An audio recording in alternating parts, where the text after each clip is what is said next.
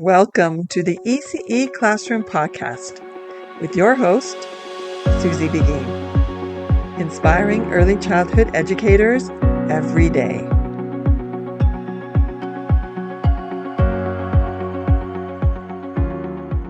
Hello, and welcome back to the ECE Classroom, the podcast where we dive deep into the world of early childhood education, parenting tips, and creative learning strategies.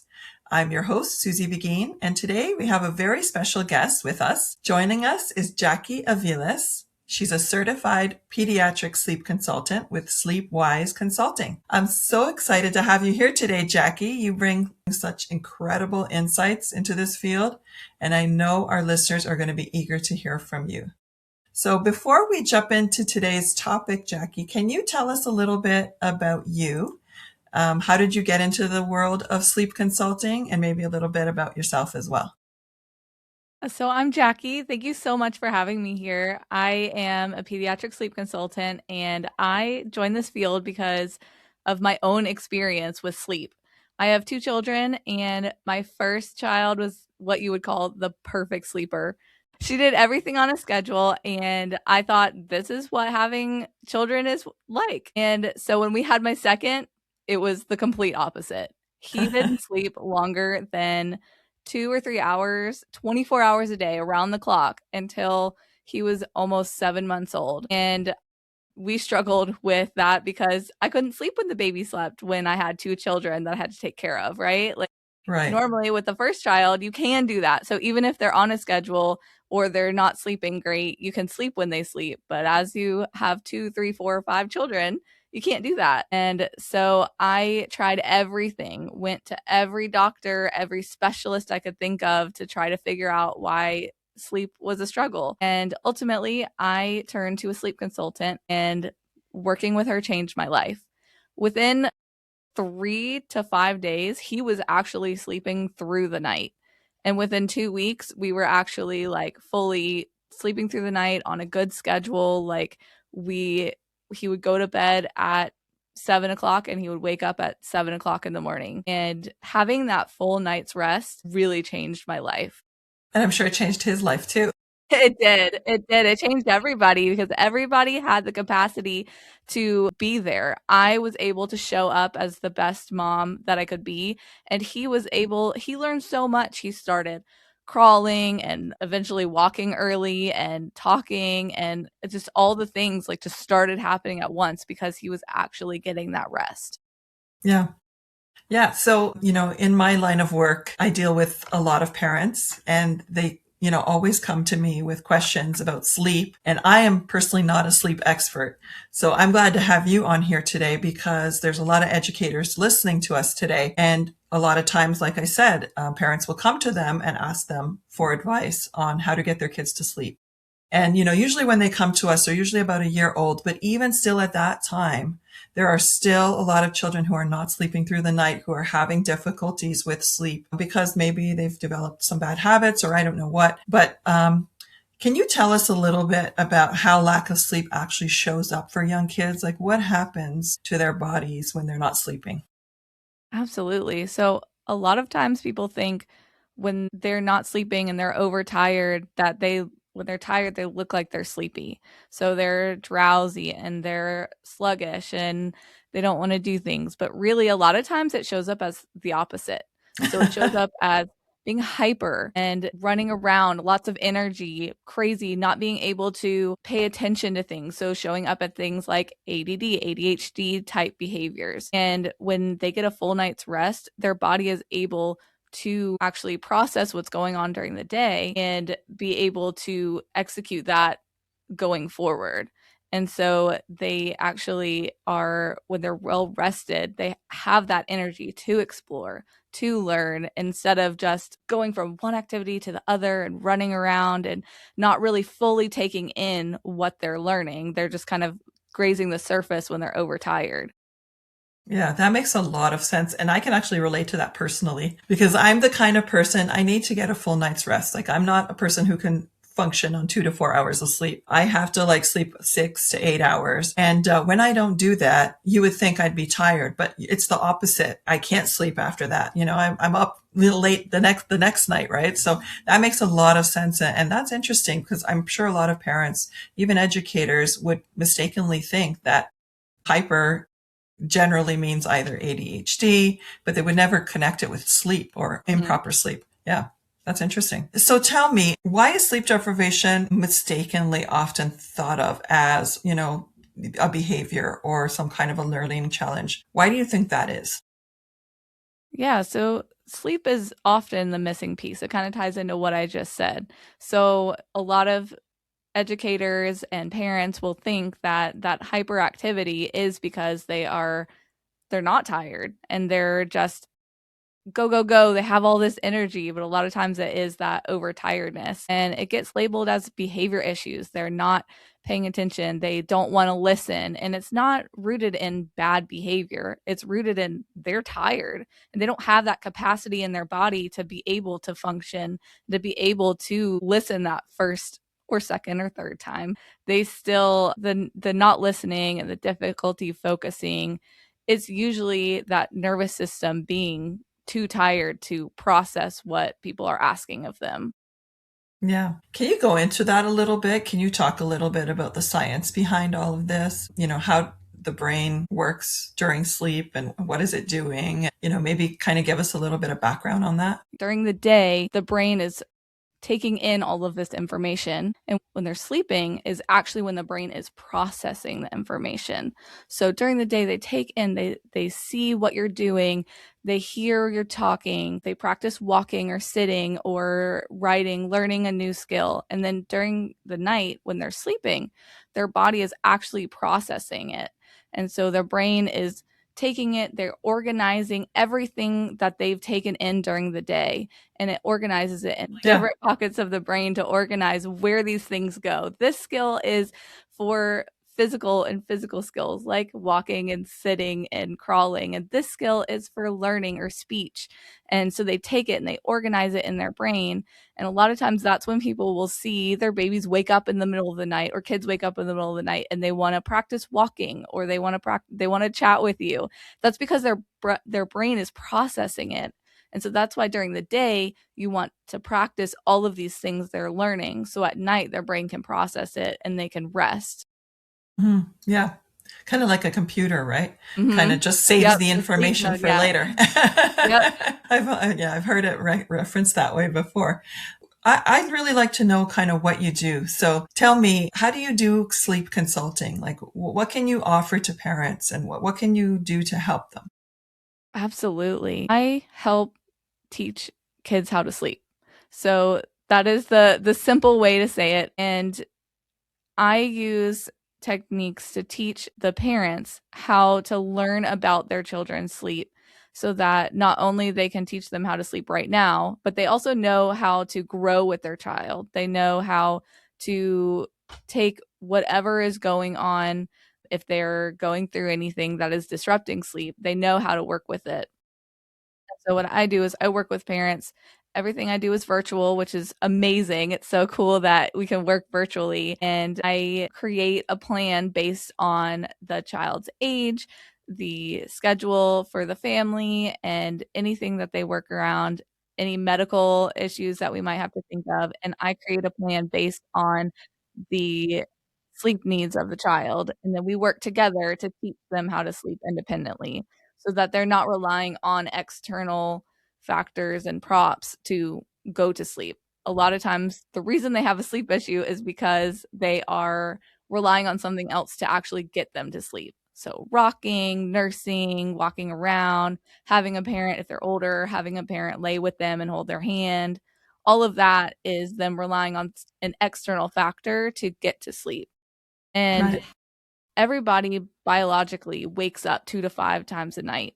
Whether you remember it, not always, because you rise to the surface of sleep. Sometimes you wake up, you roll over, you go back to sleep. Everybody does it, right? You do it, I do it. Mm.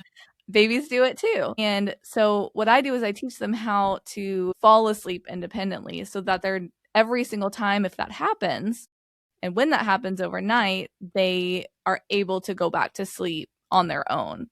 Because really with the troubles with sleep, it's how you go to sleep, not being able to stay asleep. Because a lot of times they know how to stay asleep, but once they wake up, they're trouble getting back to sleep. That's so interesting. Yeah, I never thought of it that way, that, all of us wake up and fall asleep, wake up, fall asleep. But I guess the issue is for kids who are relying on those crutches, maybe, is that they don't have that crutch there to get back to sleep. And so then they end up waking up completely. Correct. Yeah. So how do you get rid of those things? Like, what do you do? Like, I'm really curious. I mean, I don't want you to give away all your secrets, Yeah. but, like, what does that look like? So we teach different skills to slowly take away those props. So it depends on what they're relying on.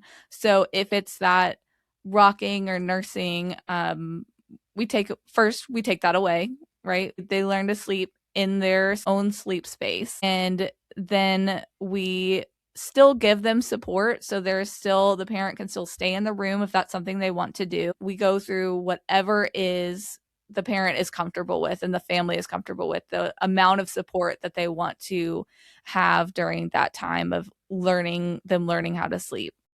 And as we know, babies cry, children cry. That is how they communicate with us. They're not crying because they want to manipulate us or anything like that. That's how they communicate. And so when you're learning something new, you say, if you're uncomfortable, you say, hey, I don't like this. I'm uncomfortable. But babies don't know how to say that. And sometimes kids don't either. And so they'll cry and get upset. And so what our job is to support them through it and say, "Hey, you're doing a great job. You're learning a new skill. Just like when you walk, you fall down. When you're learning to sleep, you still have to learn how to do it." And so we provide support through whatever the baby is comfortable with, because all children are different and they like different support. So sometimes that is doing a shushing or like patting their back or rubbing their back and giving that support. And then slowly we remove that as well until they're able to fall asleep independently. Wow, that sounds so wonderful. I can think of a couple of people that I know who would love this because they are struggling with this. And many parents struggle with this. And in daycare, it's a little different. We have nap time. Parents often come to us and say, how do you get the kids to sleep during nap time? And, I don't know what it is. If it's peer pressure, we don't usually have a lot of difficulty, but we do those supports like what you're saying. We sit beside them, we pat their backs, and we're there, but we're not rocking them. We're not feeding them. And they somehow manage to get it. Like they manage to get it. So I think it's a matter of, just like you said, just having that plan in place to put it all together, like to make it work. It can happen. What would you just say to a parent who is really frustrated with us, who thinks nothing's going to work? I don't want my child to cry. What would you to say to them to encourage them to try to change this situation? Yeah. One of the biggest things is before we assume that a child can't do it, we have to see, we have to give them the opportunities, because sometimes you just have to give them the opportunity to be able to fall asleep by themselves. A lot of times, one of the things that babies especially will do to self-soothe is make noise. It's not actually crying, but it's like humming or whining or some sort of noise like that, because that stimulates the vagus nerve in your mouth, and that is something that actually can calm your body. And so a lot of times when they're trying to go to sleep, parents will just assume that they're crying because they're making noise. And so we want to give them the opportunities to actually learn how to go to sleep. And like I said, babies cry. Wanting them to not cry is definitely really hard. I mean, I experienced it. My son is a like stage 5 clinger. He is a crier and he is very determined. He was one of the hardest. My sleep consultant said that he was one of the hardest. He cried. I mean, he would literally, like, if I didn't let him cry it out, but like if I were to let him, he would cry for 2 or 3 hours straight. Like he's one of those kind of He's kids. persistent. He's very persistent. And so he has had to learn how to do it on his own. And I had to be able to give him that opportunity. And that's what a lot of parents aren't ready to do, is they hear them make one noise and they don't know how to let them learn how to do it. Just like when you walk, they have to fall down to be able to walk some more. the main thing of what I do is I offer that real-time support. I'm there with you that whole time through the phone. You can text me, we have calls and we talk. And so like I'm there that entire time while they're learning this process. So I can see what they're doing. We can talk about what's going on and what other ways to try if the baby doesn't like something or the child doesn't like whatever we're offering. We can pivot and change everything right in that moment. And I'm there giving that support and telling them we're almost there. I can see that they're trying to go to sleep. We just have to keep going just a little bit longer. And half the time, it's that it's right over that hump. It's that next 5 minutes. They're like, okay, I'm ready. Let's go to sleep. Yeah. Yeah. That's amazing. Let's talk about a few sleep concerns out there. Some people talk about co-sleeping, whether or not it's good, whether it's bad. Should children be co-sleeping with parents? What was your opinion on that? Yeah, so my personal opinion is as long as you're doing it safely, um, I have no problem with it. I think that I personally am not able to work with families that want to continue co-sleeping because of the company that I work with, because the ultimate goal of teaching children to sleep is to teach them to sleep independently. So co-sleeping is one of those props, right? You're there while they're sleeping, and so you're still there when they're sleeping, and they're not able to sleep independently because you're always with them. And so I'm not opposed to co-sleeping, but it definitely doesn't promote independent sleep. Right. Okay. That's good to know. Okay. So I know that a lot of people would assume that if you're going to let the child be independent, basically you're doing the cry it out method. So you're just going to let them cry. And then eventually they'll learn that, no one's coming and they're just going to fall asleep. So how is your approach different than that? Or what can you say about that? Absolutely.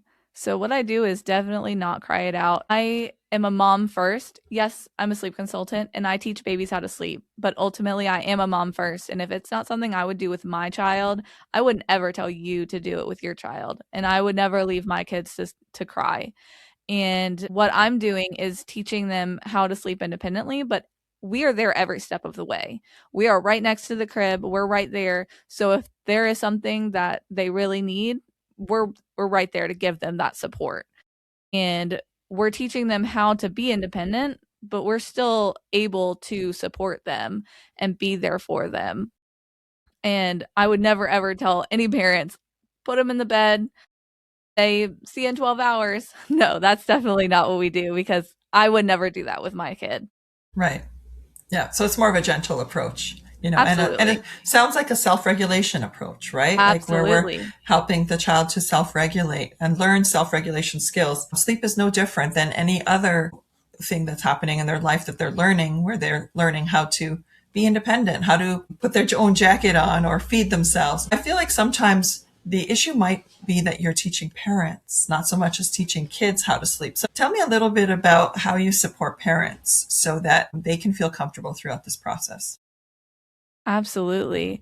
The way that we support parents is being there and encouraging them that they are doing a great job, that they are doing the right thing, and that, like we said, they have to learn how to do these things. We can't do everything for them their whole lives. They have to learn how to sit up on their own. They have to learn how to crawl. They have to learn how to walk and talk and eat and go to school and learn things from school, however they attend school. And sleep is no different. It is learning a skill just like any of these skills, and they have to practice and they have to do it every single day.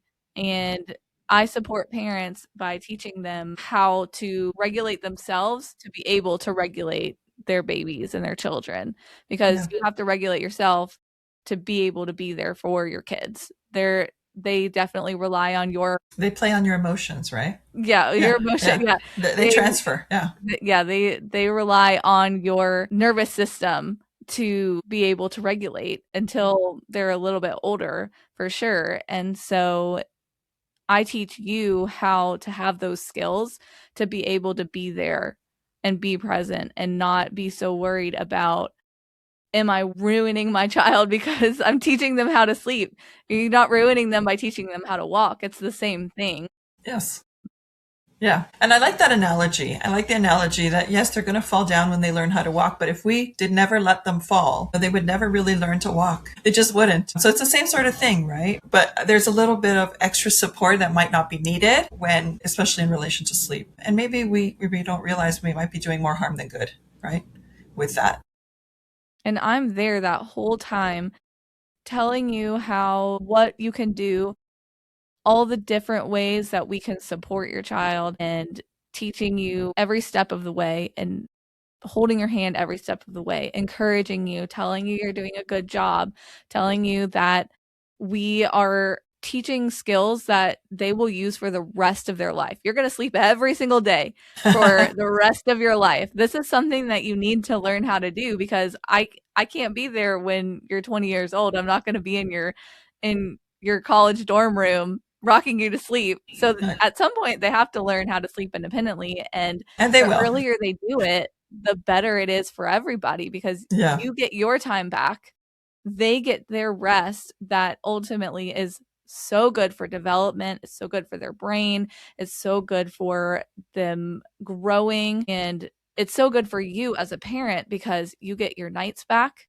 You get a predictable schedule to be able to say, well, I know that I'm going to need, my child will be napping at this time during the day and this time during the day. So I could plan my days every single day. It's predictable.